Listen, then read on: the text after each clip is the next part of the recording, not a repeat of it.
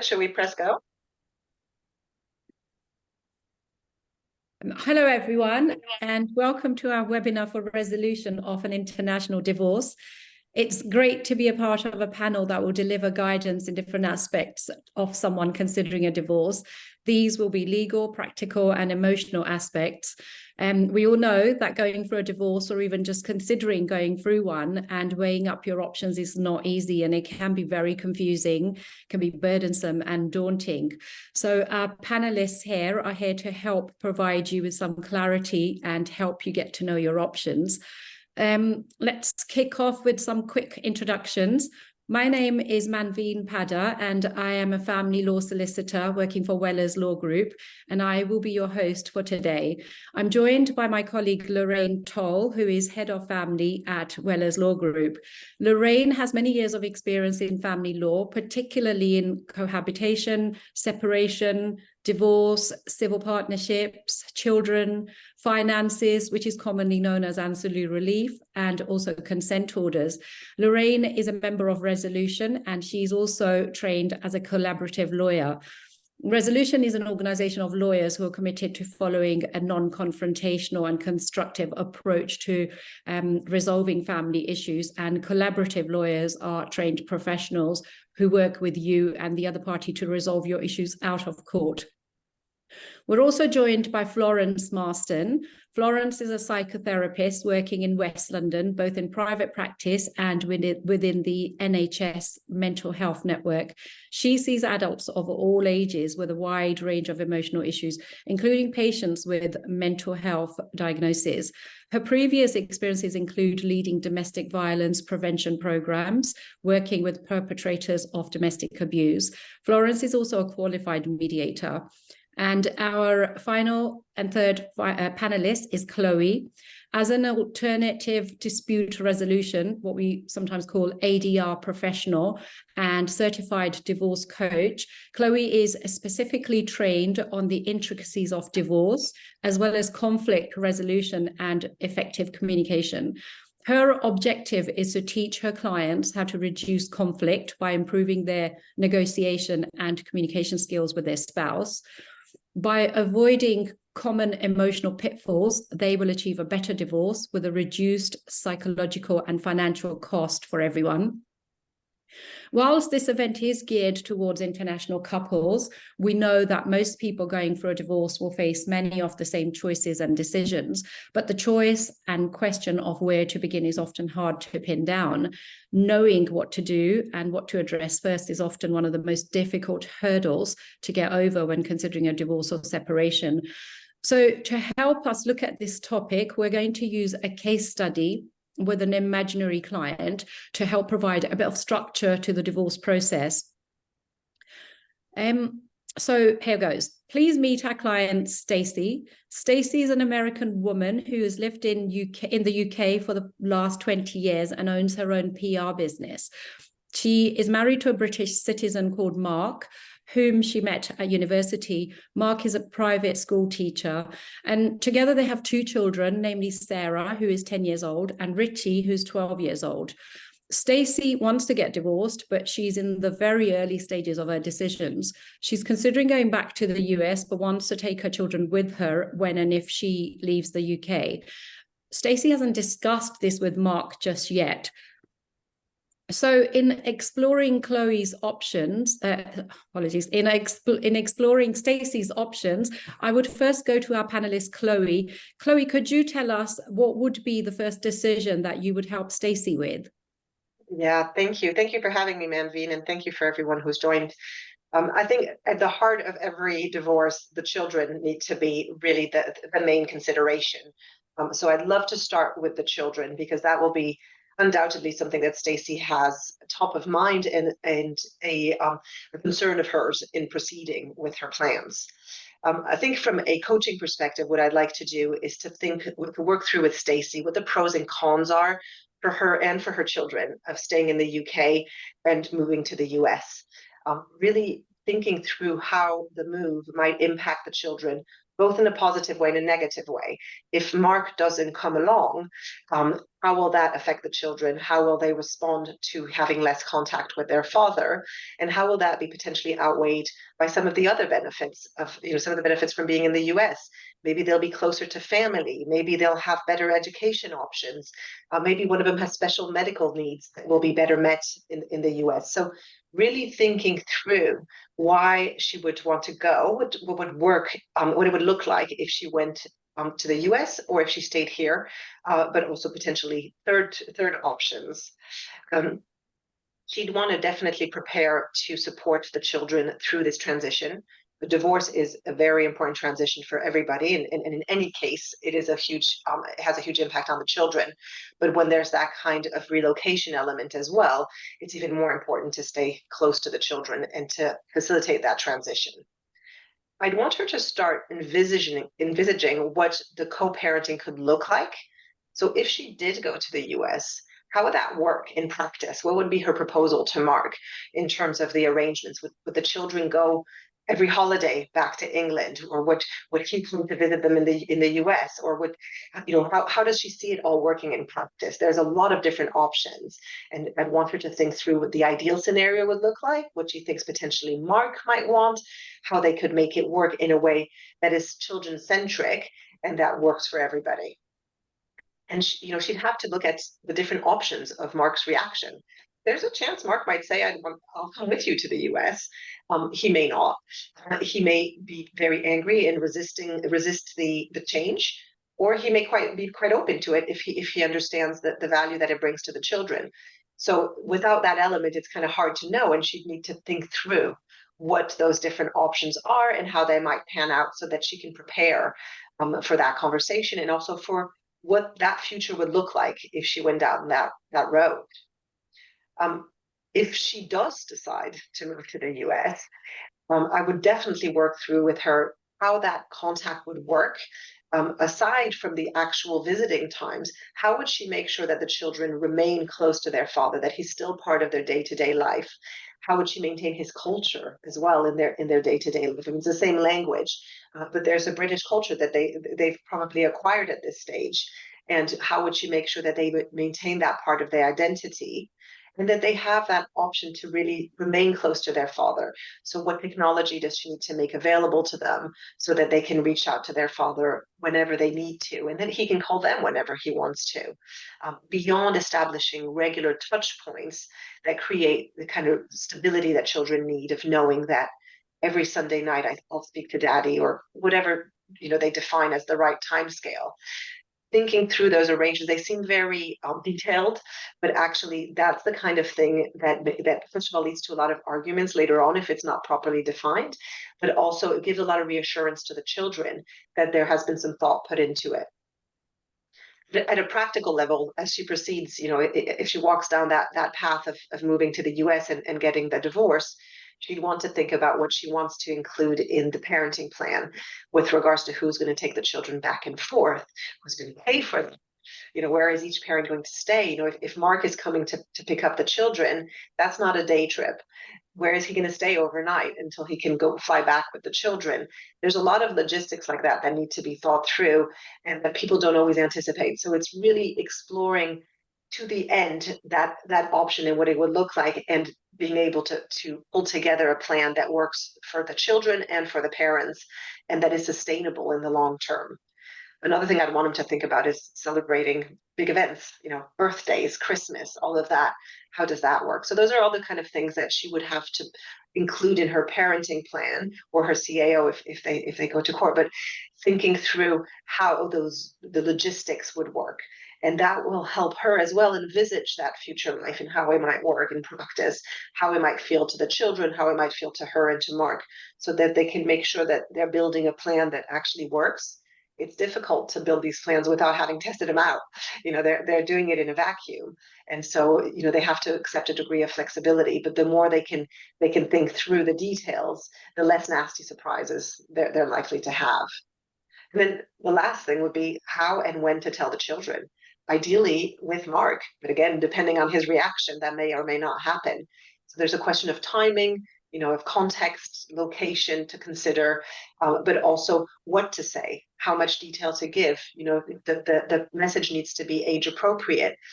The children may respond differently. They are different ages, different genders, different people. So it's important to prepare for their potential reactions. And I'd help her think through some of the questions they may have, some of the concerns they might express, and help her formulate some good answers that she feels comfortable with, that are going to provide them with that reassurance that even though this divorce is impacting them, it's not about them, and it's nothing that they have done that has caused their divorce.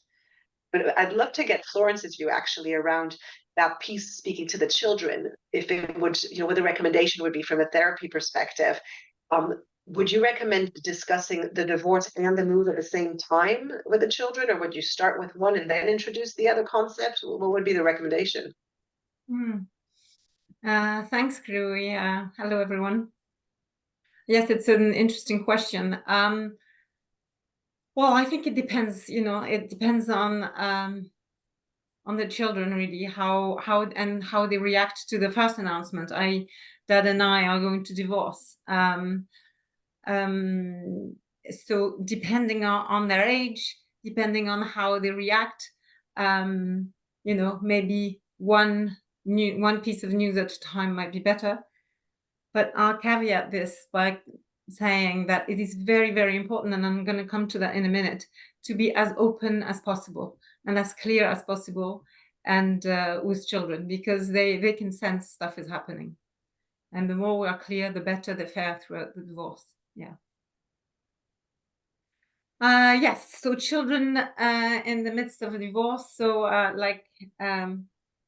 many parents, Stacy will want to make sure that her children go through these difficult moments without too much unnecessary suffering. And what we know in terms of psychological health, whether it's for children or adults later on, is the importance of having good enough parents. And that is the most important factor to feel well emotionally in life. And so having good enough parents, I'm going to try to describe what it is. It give you a few ideas of what it is to be a good enough parent. And what I want to say and insist on, when I mean good enough, it's about how much time we are good enough with our children. And that is 50% of the time. So with the behaviors that I'm going to describe, if you can be like that, if a parent can be like that 50% of the time, that is fantastic. Particularly in the midst of divorce, the last thing we want is to add extra pressure on parents to be perfect. There's no such thing as a perfect parent. We're not perfect outside the divorce when we have a happy marriage, but we're not perfect either as we divorce. It's impossible. This being said, and it's an important element again, the first thing that comes to mind when I think of a good parent is, of course, a parent who's able to listen to their children's concern and validate their emotions.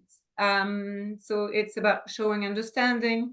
It's about listening really well, being attuned to what the child is bringing, or what we might be sensing when we're having dinner with our child, or just a chat, or while they come back from school. And it's also about normalizing the emotions around divorce. So yes, children are going to be sad and powerless and angry. And all these emotions are normal. So part of validating is also normalizing. Another thing, another element that can describe a good parent is providing stability and openness. So Richie and Sarah can deal with the loss of their family unit, if you want, or their family life as it is.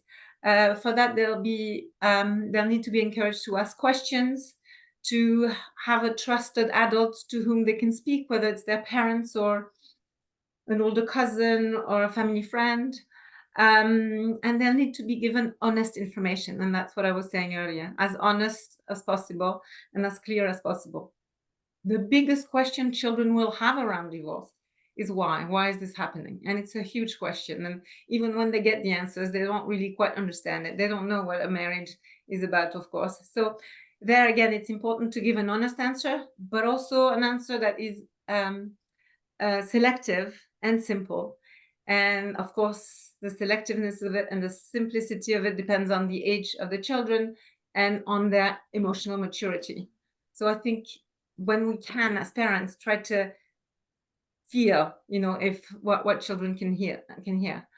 In terms of timing, I would encourage Stacy and Mark to inform their children as soon as they've made the decision to divorce, because as I was saying earlier, children sense it. They're not necessarily conscious of it, but they can tell that something's off, that stuff's going on behind closed doors, really. And so as soon as they get a bit of clarity where, life feels a bit more predictable, then they'll feel better. The third way I would describe a good parent is a parent who tries to work, or is a couple, of parents who work together. So working together, avoiding conflicts and avoiding acrimony as much as possible.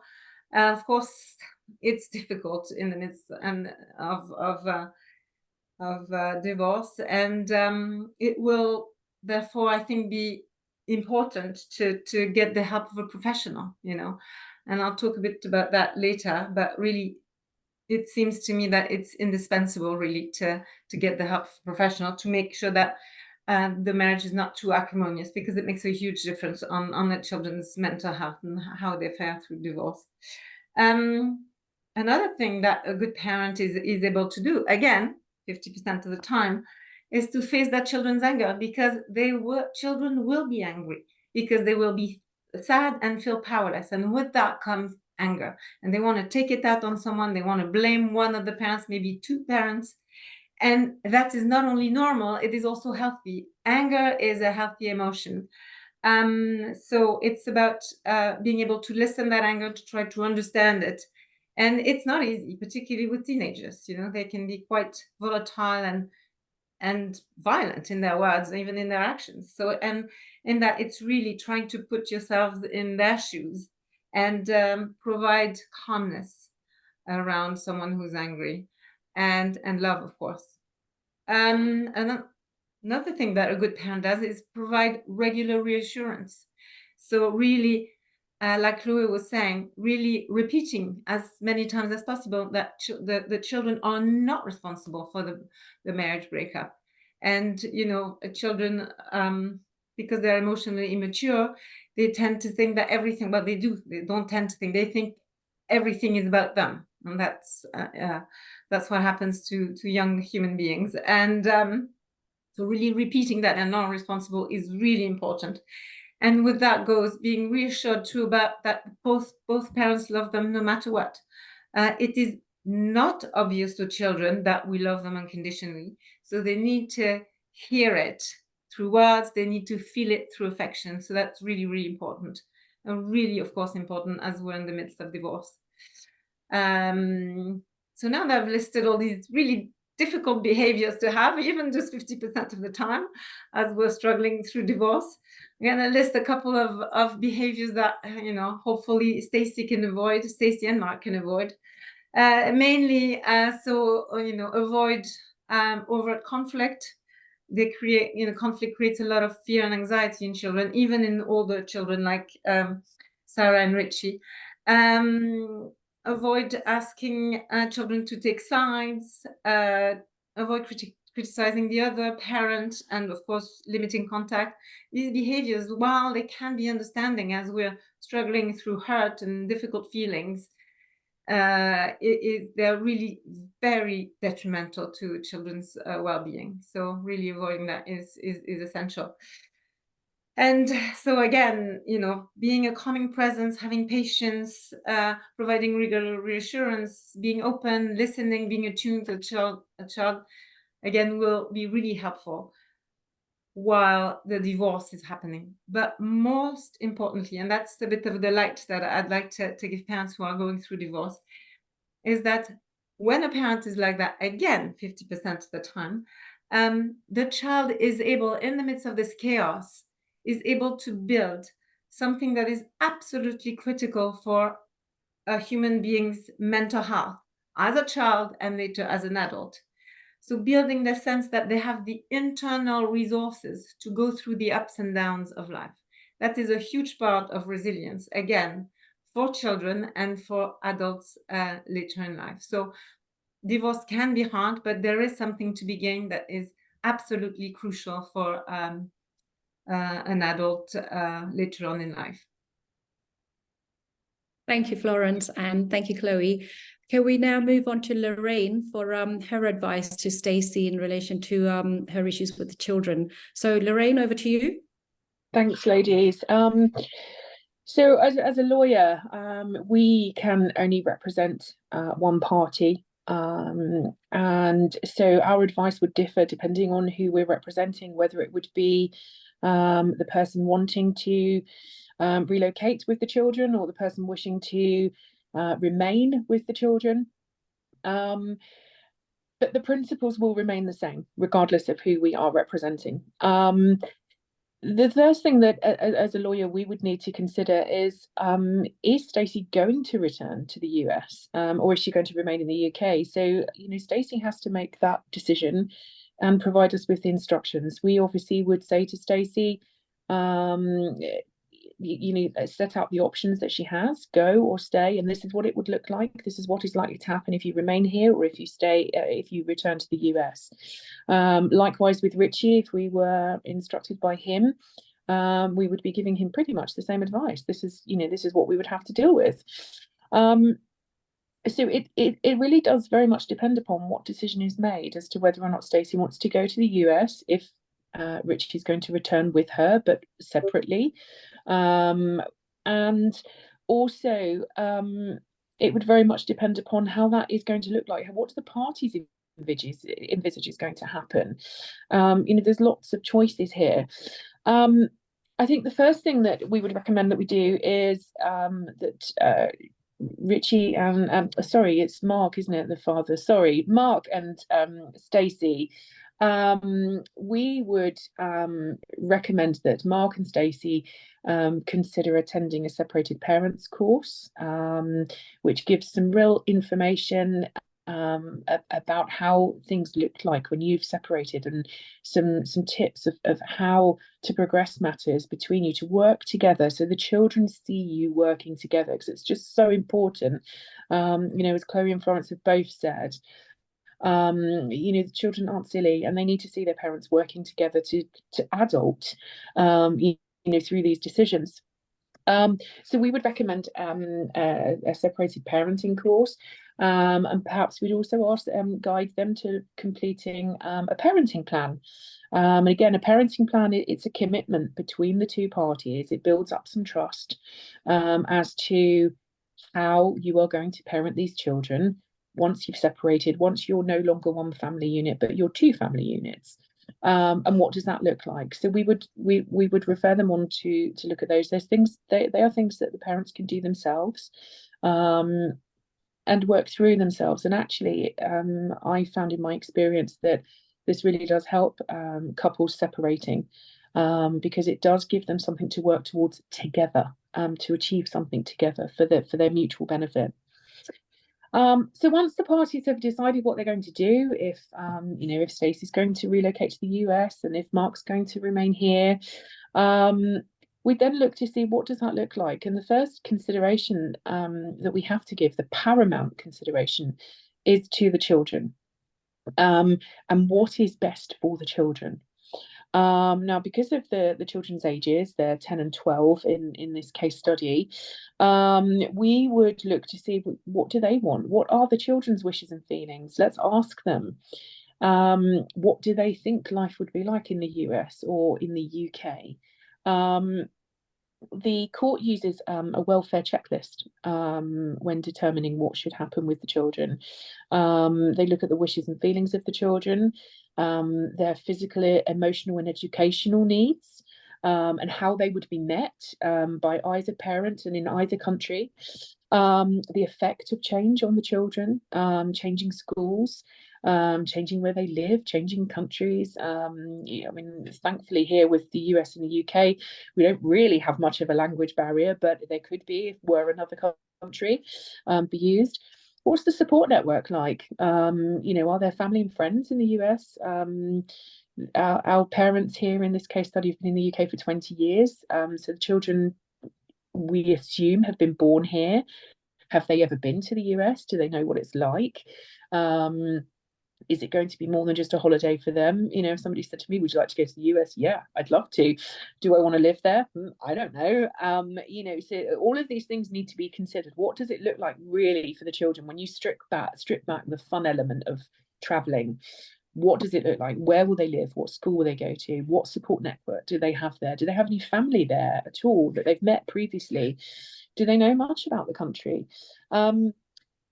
What would it look like for Stacey if she relocates to the US with the children without their dad and without her husband? How will she cope? How will she, who has she got to lean on for support? Similarly with Mark, is he okay for the children to go? He may well be. He might say, actually, yes, it's in their best interest to go. I think they would be better in the US. They've got better opportunities. So there's real discussions there that need to be had. And if Mark is content for the children to go to the US with their mum, what does that look like for him? What contact can he expect to have? You know, he's not just going to pop to the US for a day to see them. We're not going to have alternate weekend contact here. So we'd have to really put in some, you know, very stringent contact daily phone calls or FaceTimes, taking into consideration children's activities at school and outside of school, his working hours, the time difference, and so on. Lots of factors to consider. And then we'd look at, you know, holiday contact, school holiday contact. And what does that look like? The cost of it? Who travels to the UK? Who travels to the US? Do they take it in turns? Who pays for it? Where does the parents stay when, you know, they're there? At this age, I very much doubt the children would be traveling on their own at this age. So it would involve, you know, a parent traveling with them. Where would they stay? Who would finance that? How long for? It's important that the children spend quality time with both parents.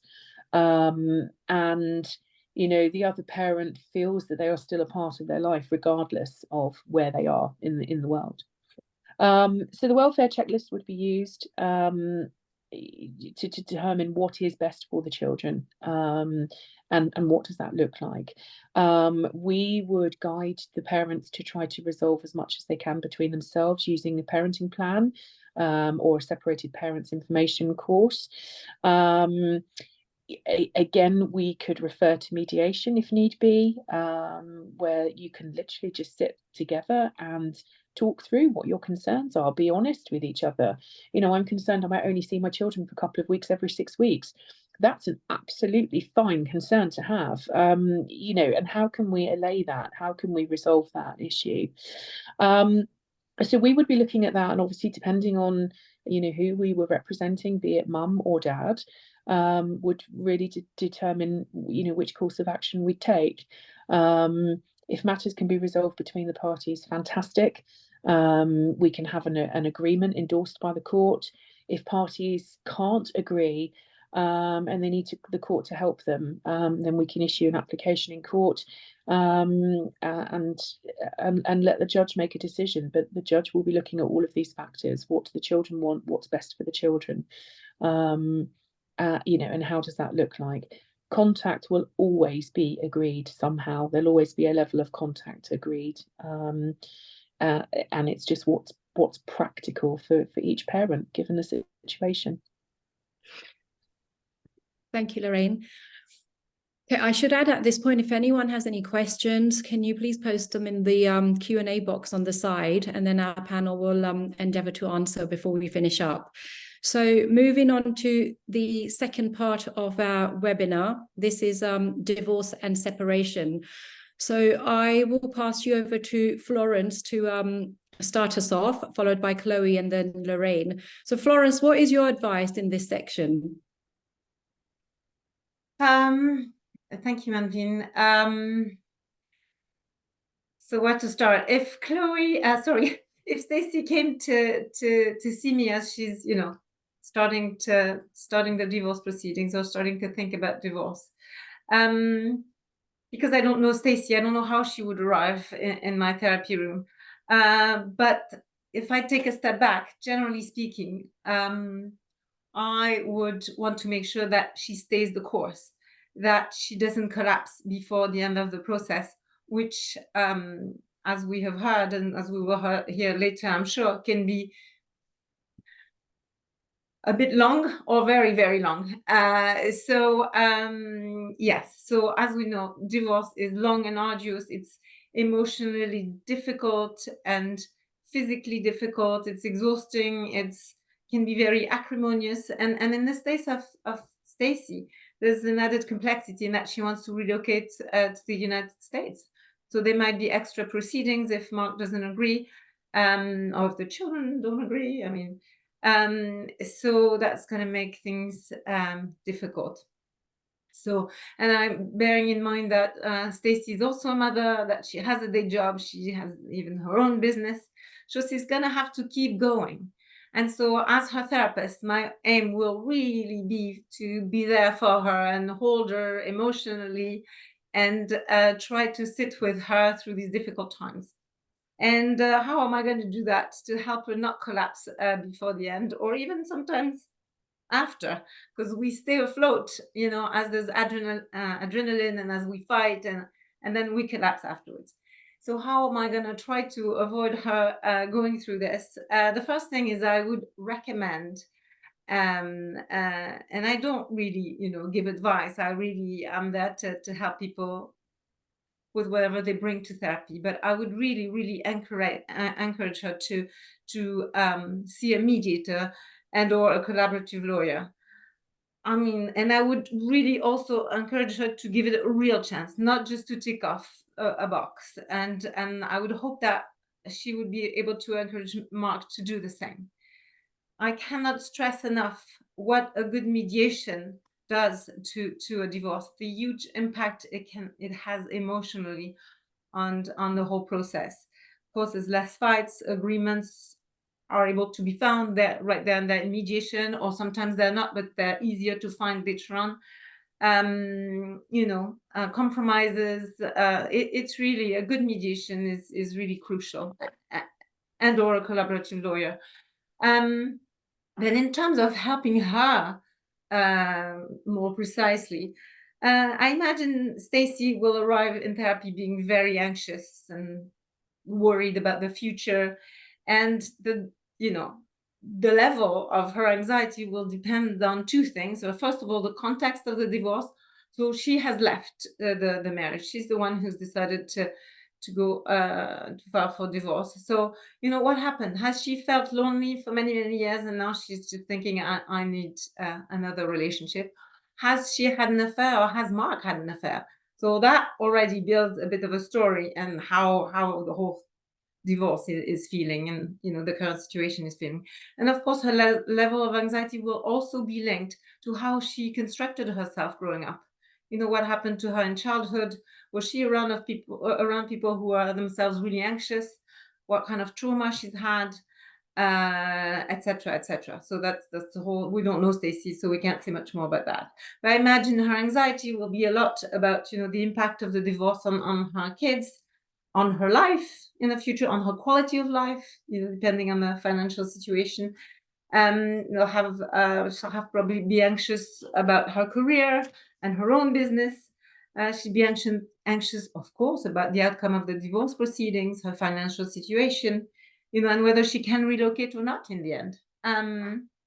So how do we manage this anxiety created by so much uncertainty? Uncertainty is very anxiety creating. So all this is going to be really heavy on her shoulders.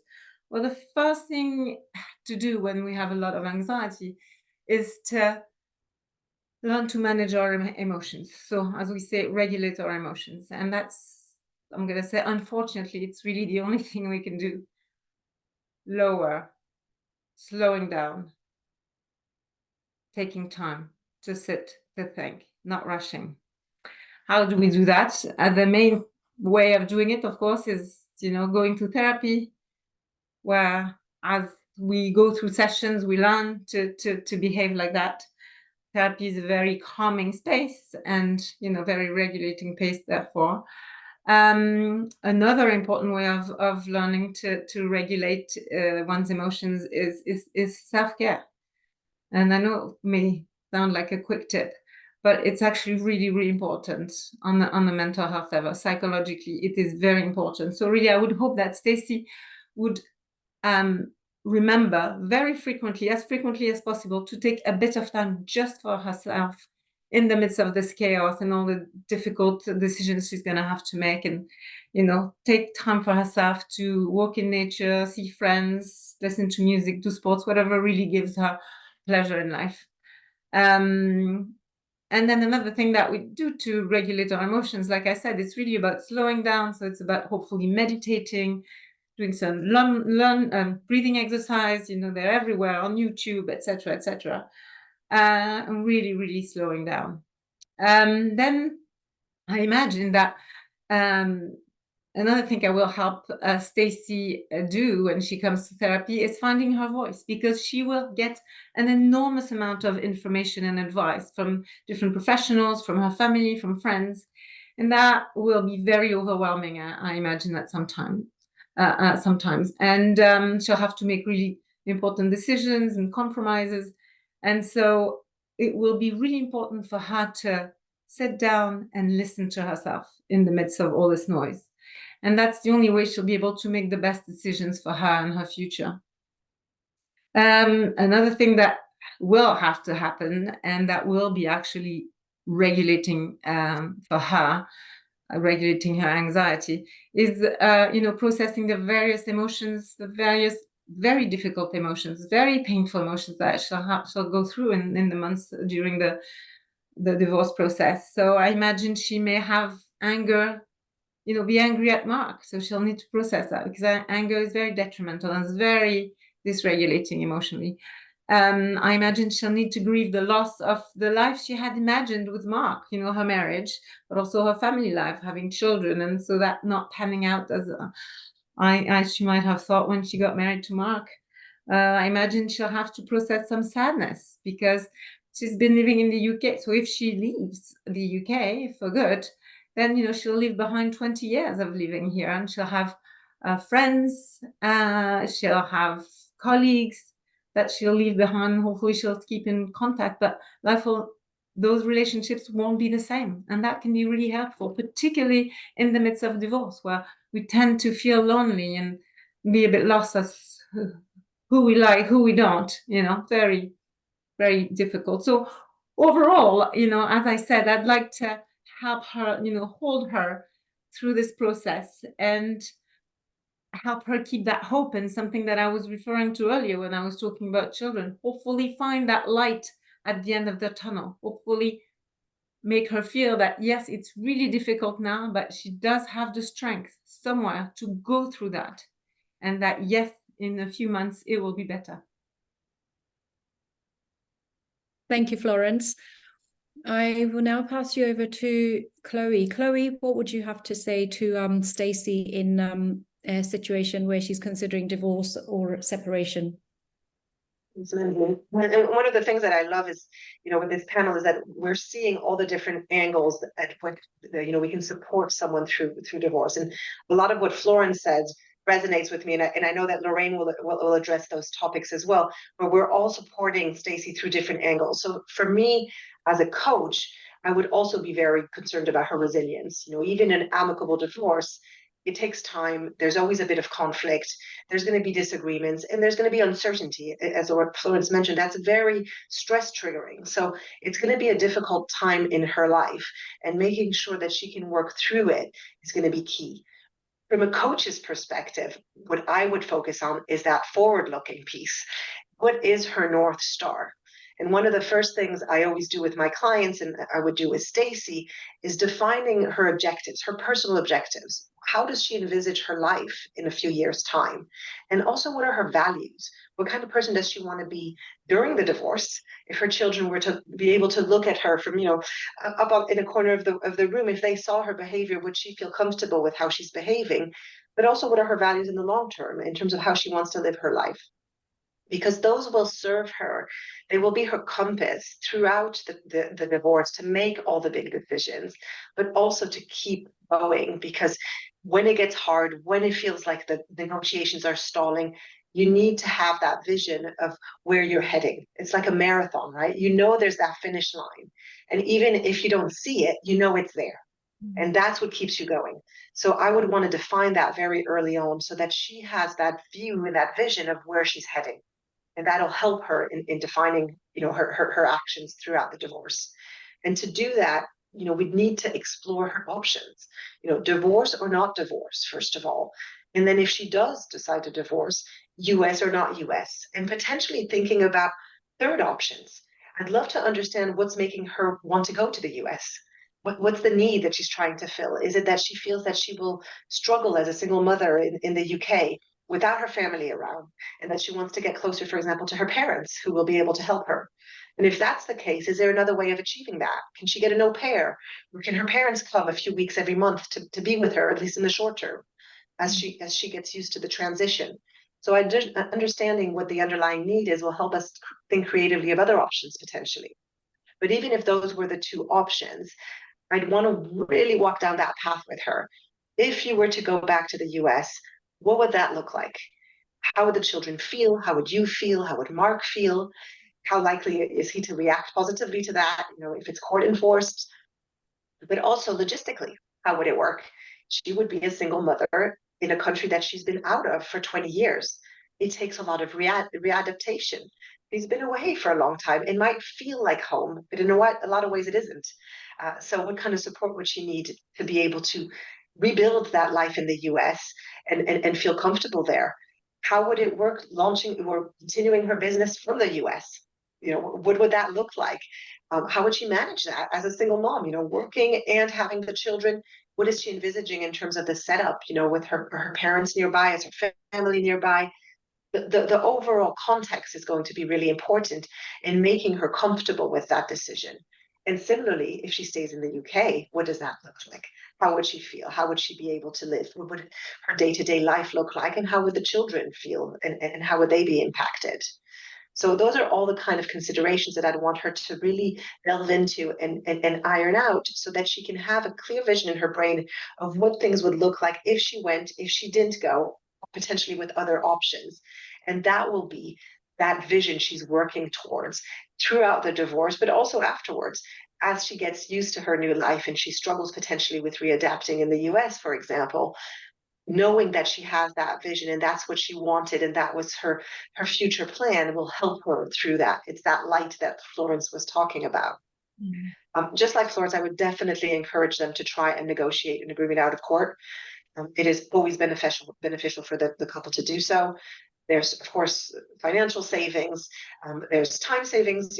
Mediation takes 3 or 4 sessions as opposed to months and months when, between hearings if you decide to go to court. And also, most importantly, the mental toll is much more reduced when you can negotiate. It's a lot less stressful. You're not delegating the decision to a judge who doesn't know you. And you're investing in your long-term co-parenting relationship. Because if Mark and Stacy manage to find an agreement at this point, when everybody's emotions are super high, then they will be able to use that precedent to continue making those decisions together later on. And there will be hundreds of other decisions they have to make as their children grow up. They're not going to be able to go to a judge every time. So if they can master those skills to learn how to work together and resolve those issues, then that's an investment in their future as well. But the last thing that I would mention is just thinking about how and when Stacy will tell Mark. I'd like to make sure that she's prepared for different kinds of reactions on his part, that she knows what she's going to say. There's an element of thinking through, again, just like with the children, context. Do it at a time when the children aren't around, at a time where you feel like Mark is in good spirits or available at least to have that conversation. Make sure that she has some reassuring words to go along with what she's saying. Definitely staying away from blaming. This isn't a backward-looking conversation. It isn't about analyzing what went wrong in the marriage. It's looking forward. We're today in this situation where I no longer wish to be married. How might that look going forward? And I would like us to divorce. Can we work together to make that work in a way that protects the children as much as possible and protects our own relationships. So I'd love to do some role playing with her, to work through different reactions that Mark might have and how she might react in return, what she could say to him in that context. And of course, she knows Mark better than I do, and so she'd be able to have a guess at some of the reactions he might have. And that'll allow her to build a proposal that she can bring to that conversation, understanding that Mark might not be at the stage she's at. She's been thinking about divorce for a number of months already. He may not have that in mind. So maybe that first conversation is not going to go into the detail of how that would work in practice and what the divorce might look like. Maybe that first conversation is just the announcement and then letting Mark process that. And in a few weeks, come back to the conversation about, okay, so what would that look like? How would we make it work? How would we make sure that the impact is limited on everybody and that we can make this work in the best possible way? And so I would help her build her negotiation position. Think about the things that she really wants and that she's willing to fight for, and the things that she thinks Mark might really want, and therefore develop proposals that are credible but also acceptable to him, so that there is a sign of goodwill and there is a reciprocity in the engagement and in the negotiation. And that will be a huge asset if they do decide to go to mediation, or if they even just negotiate in their own kitchen. She will have all that information at hand. She will be emotionally prepared to treat it as a business conversation with, these are the things that I really want. I know you really want this. Could we do it that way? And try to be as creative as they can in their conversation and open to what the other person is saying that they really value and really want. So all of that element of preparation for negotiation is very important as well. Negotiations do stall. There are times where people give up, and that's exactly why so many people end up in court when it's not necessarily the right solution. It's not because a negotiation is stuck. It's not because you disagree that that's the end of your process. And I would work with Stacy to develop other ideas and other options to help get the conversation unstuck and to continue the negotiation and the conversation with Mark, so that they can have that real agreement that is something that they both signed up for. So there'd be some elements of helping her de-escalate conflict, communicate better, but also do some creative problem solving in terms of trying to think of other solutions. And then I imagine there will be a question of jurisdiction, which she might have to think about. I would definitely encourage her to speak to a lawyer, both in the US and in the UK, understand what the law looks like, which one might be more favorable, but also what's the judicial court culture there when it comes to divorce. What are the fees she can expect, that the duration that the divorce might take in either location. If there's any requirements, some countries require you to have been separated for a certain amount of time before you can file for divorce. So just understanding the lay of the land. But I would imagine Lorraine has a lot more to say on jurisdiction, because that would be definitely a conversation for her lawyer. Thank you, Chloe. Can we move on to Lorraine now? So Lorraine, what would your advice be to Stacey in divorce and separation? Thank you. So yeah, again, just as Chloe was just finishing up, where are we going to divorce? If you relocate to the US, can you divorce there? What are the grounds for divorce out there? What does it look like? What's the process procedures, the timescales, the costs? How does that look? I'm not au fait with the American law at all, so I can't comment. All I would be able to do is say, explain what our process would be in the UK, which I'm pleased to say it's really simplified. So we have some major changes in the last couple of years with divorce. Lots of campaigning finally came into fruition, where we've now got the no-fault divorce. It's an online process. Either party can instigate the divorce proceedings, or in fact, you can both now instigate divorce proceedings, which is just huge. It's a huge, huge change. It sugarcoats a pill. There was a lot of stigma attached to he divorced me or she divorced me or I've been divorced. And just to be able to say, actually, we divorced each other, it's huge for parties. It really makes a huge difference in terms of moving forward. And again, it means you can agree what's going to happen. You can work together through this process, which again is hugely important, because we've got to remember here, there are two children. And there's always going to be those two children, always going to be a connection with each other. When those two children are, graduating, they finish uni, or they get married, or they have children, and, our two people here become grandparents, you're going to be in the room with each other again at some point, whether it's in the UK or the US or elsewhere. There's going to be photos of you together in a room. And, there needs to be this, degree of comfortableness with each other, and just be able to be adults and be parents to those children. So it's hugely important. There was lots of campaigning going on. So we now have the no fault divorce in the UK. It means either party can divorce each other just because the marriage has broken down. You no longer have to give a reason. There's no longer any mudslinging going on. We don't need the gory details of who had a divorce, or who had an affair, or who did this or who did that. It is purely, we no longer wish to be married. And as I say, you can divorce as a single applicant or as a joint application. It's all online. The other party doesn't have to cooperate necessarily. Emails are just sent out, and then timeframes kick in. We usually say 4 to 6 months to get the divorce process finalised. A lot of that is just waiting around. We've got statutory legal periods of time where we can't do anything. We just have to let the time limit lapse. So that cost-wise, it's so much cheaper now. The animosity and the inflammation has all been removed. This was a really good move, the online divorce. We all cheered. We were all a little nervous about it. I still find it quite bizarre that we can draft a divorce petition on behalf of husband and wife now, but because we're not giving any legal advice. It's just purely to say this is going to bring your marriage to an end. It's okay for us to do that now. It's so important. Literally, you don't even have to be in the same country as each other now. So if our wife here wanted to instigate the divorce proceedings using the UK system, but she's in America, she can do that. It's all done by email address and logging onto an online portal. So actually, I, for once, as a lawyer, don't have much to say about divorce, other than it's just a simplified version now. It's been absolutely embraced by us as family lawyers. I'm sure my colleague Manveen will agree. The process is simplified, it's much cheaper, it's far quicker, and it's actually just a much easier process to go through, which is so important to the parties. But yes, we need to look at who wants to divorce who and where, or are you going to divorce each other? And are there any relevant factors? Is it going to take much longer in the US to divorce, or the UK?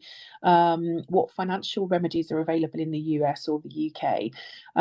So we would look at those sorts of issues as well, depending on if our mum here did return to the US.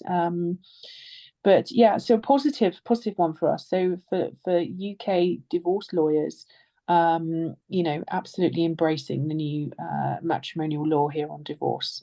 It was a fantastic breakthrough after many, many years of campaigning. So yes, really simplified process here, for either party to divorce.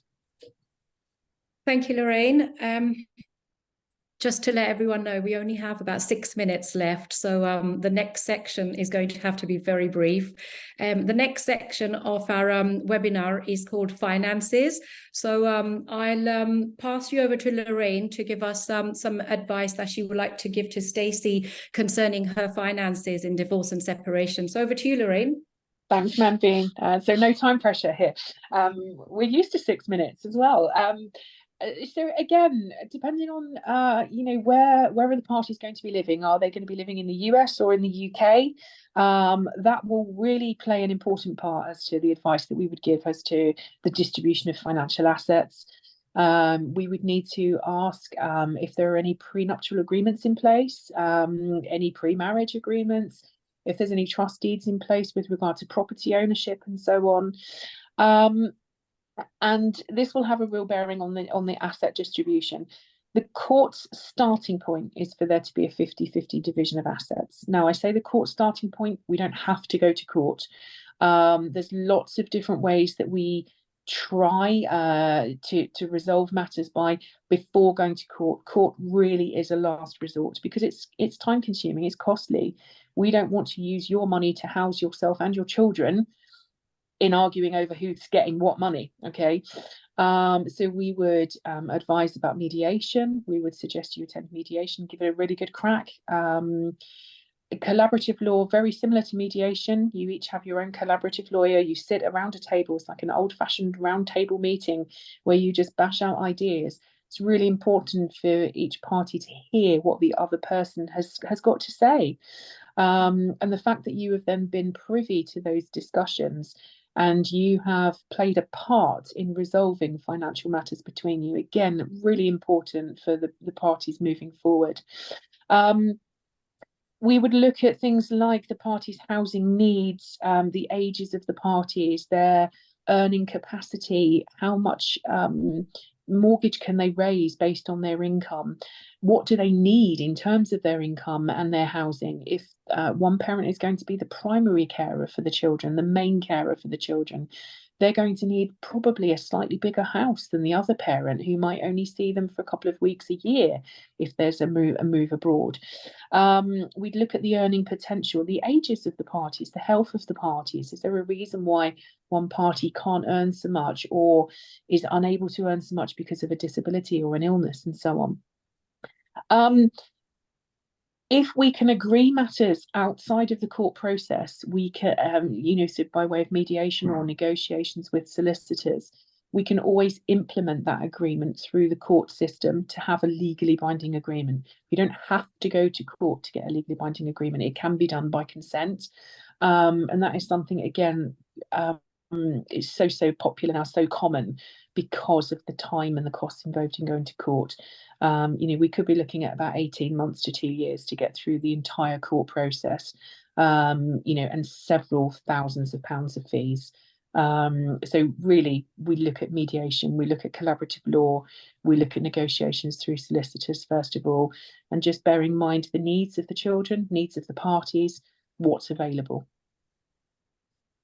Thank you, Lorraine. So very quickly, Florence, can you tell us what advice you'd give to Stacey in finances?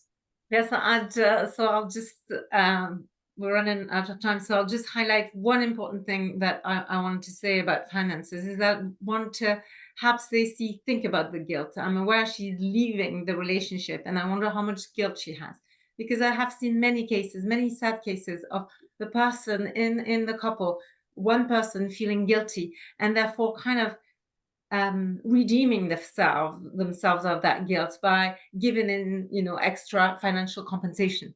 And that, of course, does a disservice to them. So, usually I've seen the cases of father who didn't have enough money in the end to buy their own house or rent their own flat where they could have enough space to accommodate the children when they come on alternate weekends.